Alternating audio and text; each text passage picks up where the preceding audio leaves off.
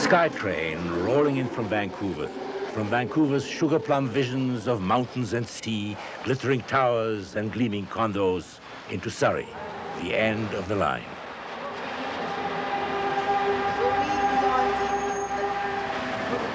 Here they come, the legions of Vancouver's overflow, refugees from the big city's high house prices, from hard winters across the Rockies and harsh lives across the seas.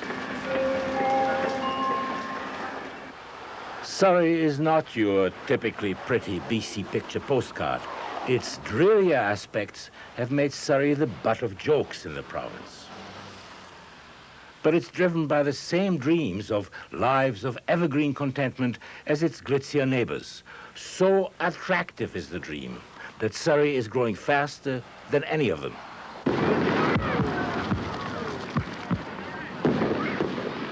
Surrey's birthday party. Its first as a full-blown city.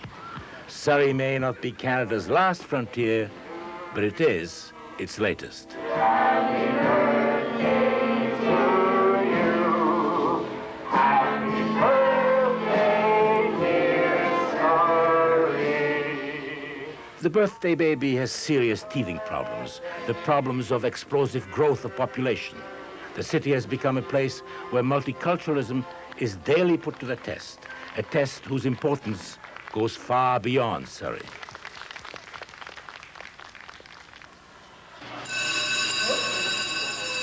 In Surrey, the fastest growing segment of the population are South Asians. There are more than 30,000 Sikhs here now. That may be a minority in the community, but here at this high school, the source of Surrey's future, South Asians are the majority. It happened very quickly.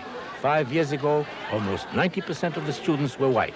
Their phenomenal growth has put strains on students and staff and on multiculturalism programs. But the young are adaptable. It's been harder for some of their elders. This branch of the Canadian Legion is out of business.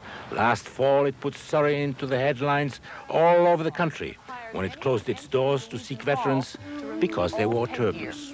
On Remembrance Day, 5 Sikh veterans were turned away from the hall because they were wearing turbans. They have their rules and we have ours. It's as simple as that. Serve him, I won't sit with him, I won't speak with him. And when you're in Canada, you do as the Canadians do.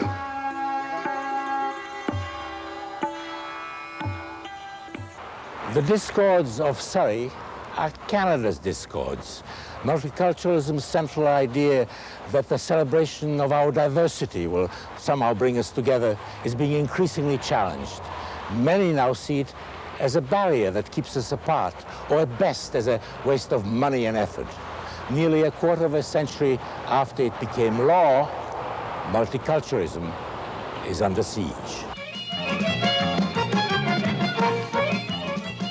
A celebration, that's what multiculturalism was mostly when it was started a quarter of a century ago.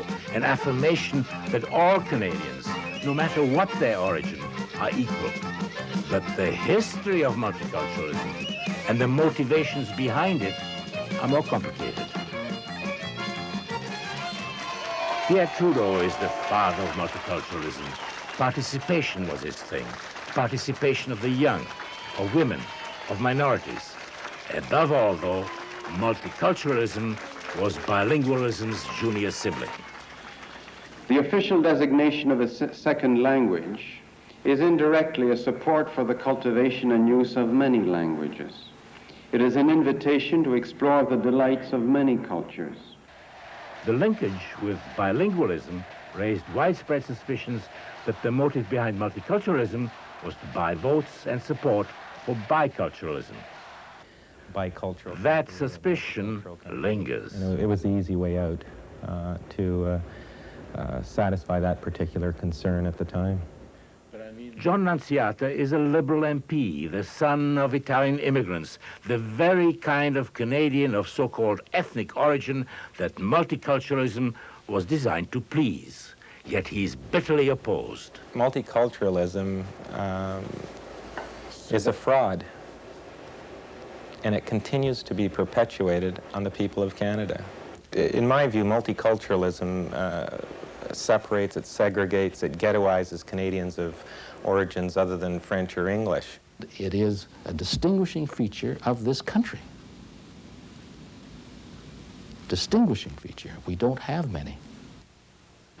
Bernard Ostry, as a civil servant, was one of the architects of the multiculturalism policy. He disagrees with the critics both about its outcome and the political motives behind it.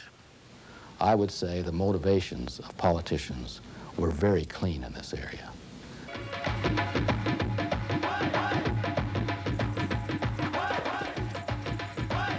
Nicky Basra of Surrey, a child of multiculturalism. She was born when it came into being, and she grew up with it. As she changed over the years, so did multiculturalism. For her, multiculturalism is not so much a policy or a program, it is a way of life.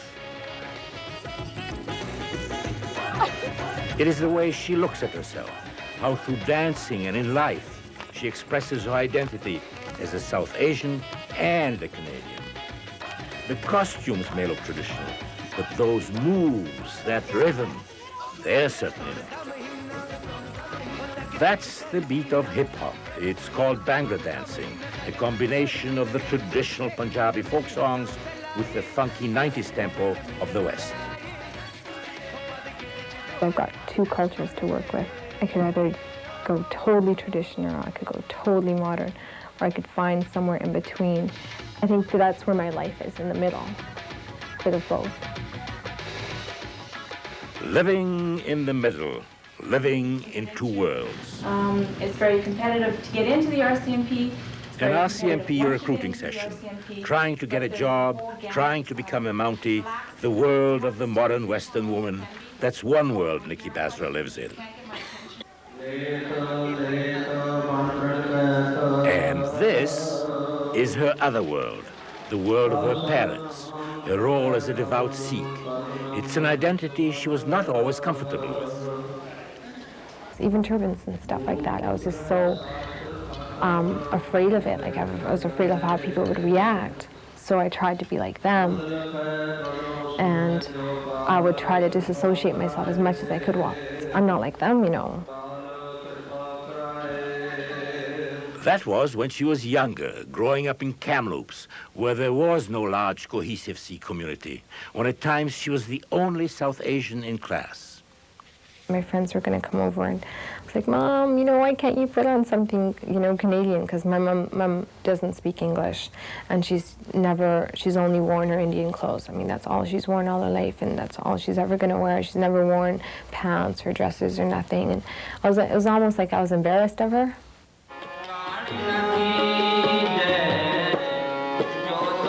Now, it's different.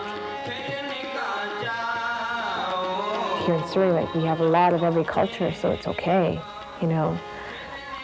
It's a lot more accepting here, I'd say. I think we're given more of a chance now to express where we're from. Acceptance of ethnic differences, after all, that's what multiculturalism is all about. So how much acceptance is there in Surrey? I have a lot of friends that are Indo-Canadian Muslim, one of my best friends. They've taught me so much, and I love the food. Acceptance, yes, but with reservations. Jean Ennington has lived here for nearly 40 years, has been involved in local politics, and works as a realtor. What bothers her about South Asians, she says, is that too many of them don't pay their fair share of taxes. They use the services, they use the schools, they use the garbage. I mean, I've watched when there's as many as 24 milk jugs out in a week. You can tell by the cars parked. I think if you just look and you've got 7 or 8 cars, that is not a single family home. Illegal suites, that's the problem. Street after street of homes that house several households but are zoned and taxed as single-family houses. It's an issue that has raised widespread resentment. The resentment stems from the fact that you pay your fair share of taxes, somebody else can come into the country and don't have to. I was raised in Canada where we obey our laws. I don't know what the kind of law is in India or anywhere else that they come. It's not just India. I was raised that this is our bylaw and don't break it. For her, it's a matter of law enforcement. For others, it's a matter of changing the law to make housing more affordable by allowing smaller lots and more multifamily housing. Lots in Surrey are large, leftover of its rural past, but empty building lots are big city expensive, $140,000. That, says builder Ragbir Gurm, forces people into sharing. I would say that this is a rich-poor issue, really, and it's the poor that buy these houses. It's the lower end of the middle class and upper end of the working class that you find in these homes. From the outside, they look like the monster homes of rich Asian immigrants that have mushroomed in Vancouver, the mega houses that have Vancouverites clucking in disapproval or ooh-ahing in envy. But inside, it's different. Inside, you'll find people like Rajendra Gill and his wife Sabjit. They and their 3 teenage children live in 2 rooms they rent for $400 a month. They may be living in a fancy-looking new house, but they're still 5 people crammed into 2 rooms, the kind of crowded living new immigrants often have had to put up with. Here in the community, he says, my lack of English is no problem. But elsewhere, in stores, on the job, it is. That's why immigrants have always stuck together, to have someone to talk to in their own language. Now, though, the growth of ethnic enclaves is widely seen as an outgrowth of multiculturalism. It encourages, very much so, it encourages to maintain your own cultural background.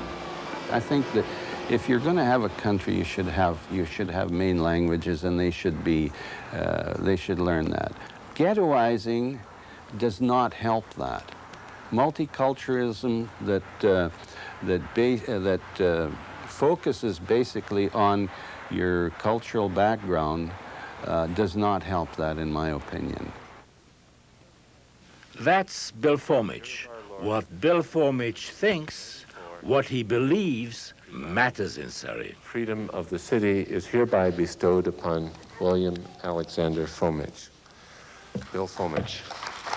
Formage, being honored for a lifetime of service to Surrey, has lived here most of his life and served on Surrey Council for more than 30 years. To Formage, multiculturalism is, first of all, a waste of money.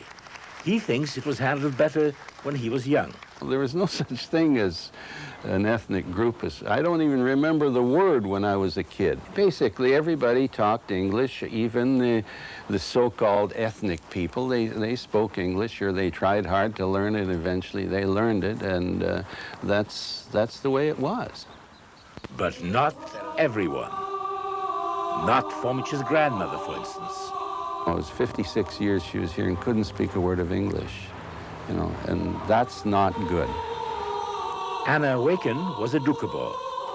More than any other immigrant group, the Doukhobors, a Russian religious sect, insisted on keeping to themselves and sticking to the old ways. Extremist Doukhobors paraded in the nude and burned down their own houses in their fight to resist the intrusion of Canadian society and authority. To Bill Formage, his Doukhobor grandmother is proof of the harm of sticking to one's ethnic roots, and worse, of having the government encouraging and subsidizing it. I think she had a poorer life because of the fact that she could not speak English. She was at a weaving contest, a festival back in those days. Now that festival was put on by people, not by the government, and you had your place to expound your so-called cultural background, and I don't think we've really done any real major changes or major help to our community by what we spent the money on. Say multiculturalism And this is the picture that comes to mind to most Canadians, spending government money on ethnic dancing and singing and similar pursuits.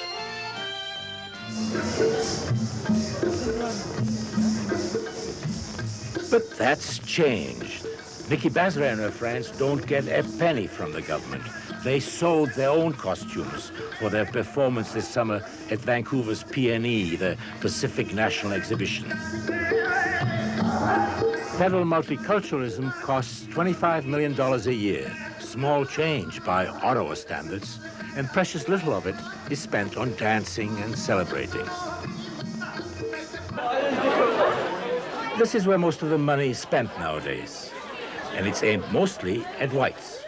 Year by year, there have been fewer and fewer white faces at Princess Margaret High, and now the school is trying to get them to get used to the new color scheme. You can't deny that there's racism nowadays, especially in high schools. We're just saying that, you know, you gotta try and do what you can to stop it and stuff, but nobody really wants to. Like, it's not that they don't want to, they just don't know how to. Would you object if you were called white, pink, magenta? School counselor Rick Fabro runs a regular discussion group to try to close the gap of misunderstanding. What does it mean to be a white student at Princess Margaret Secondary School? There's like two separate groups, so mostly the Indo-Canadians have their groups, the white Canadians have theirs, and then there's some that intermingle, but it's mainly keep aside, but just a couple intermingling. Well, then let's go to the question for you. What does it mean to be a brown student at PM in 1994? When you're East Indian, you can like really like act East Indian, you know? You don't always have to like act like something else.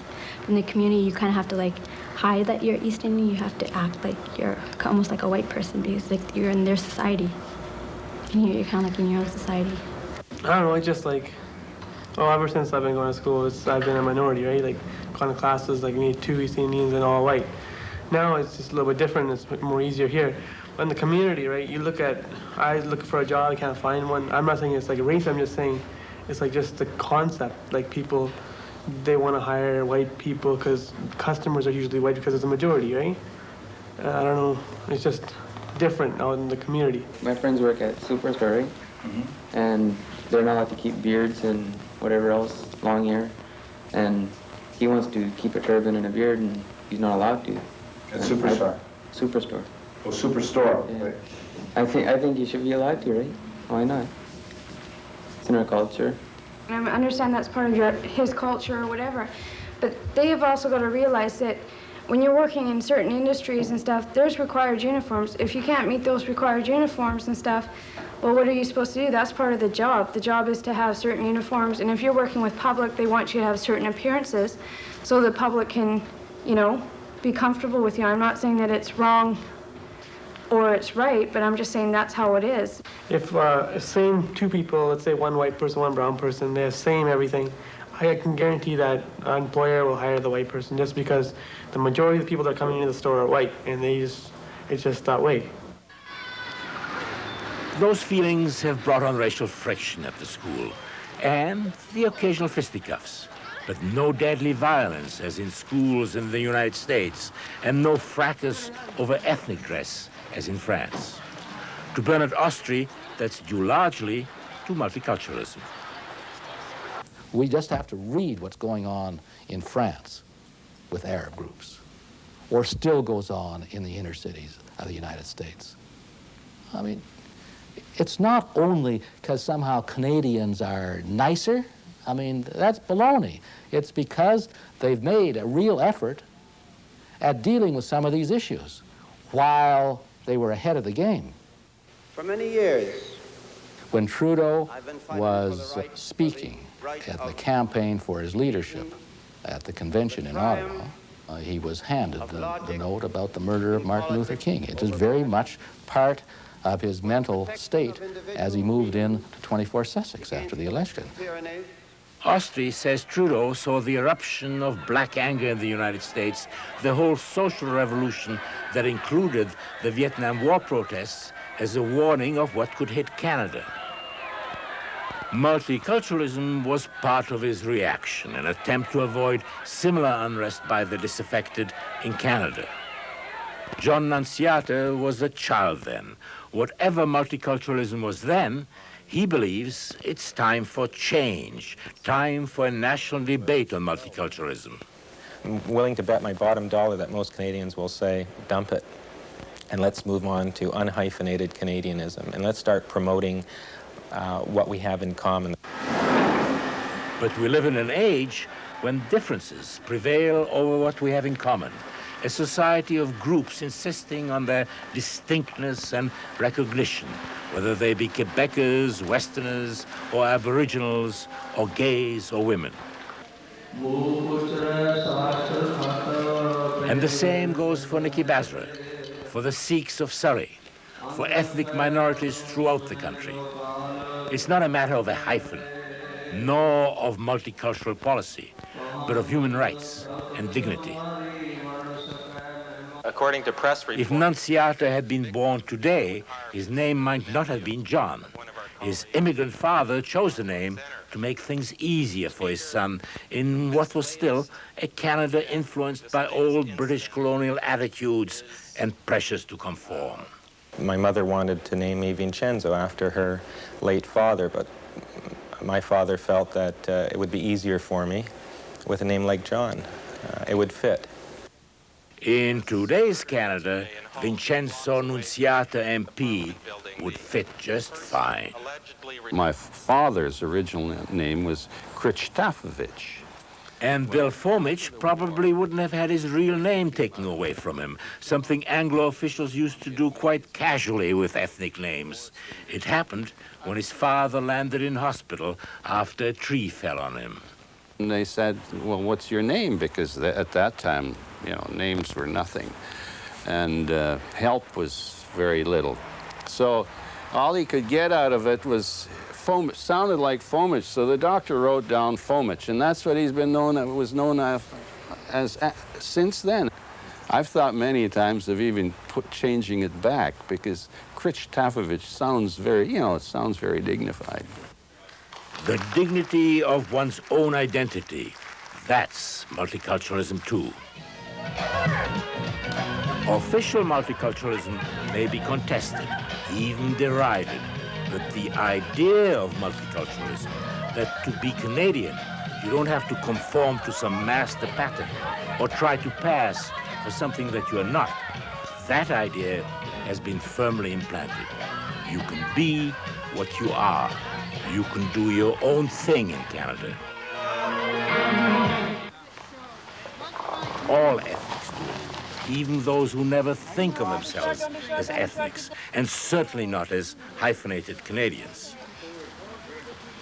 The genteel decorum, the way they're dressed, you'd never confuse them with Italians playing bocce or Frenchmen pétanque.